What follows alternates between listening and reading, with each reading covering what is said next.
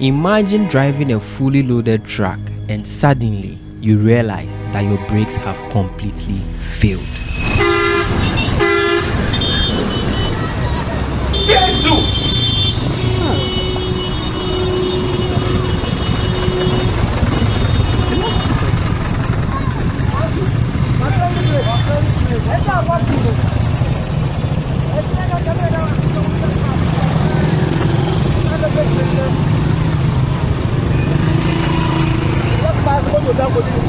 What's out here, Charlie?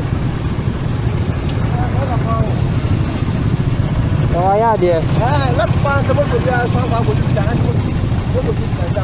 Yeah, correct.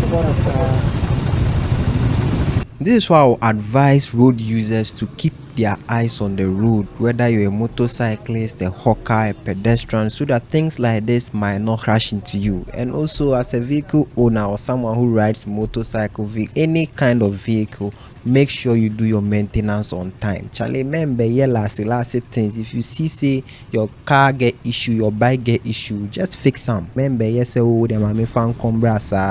some of the things that cause road accidents. So let's all try as much as possible to make sure our vehicles are in good condition.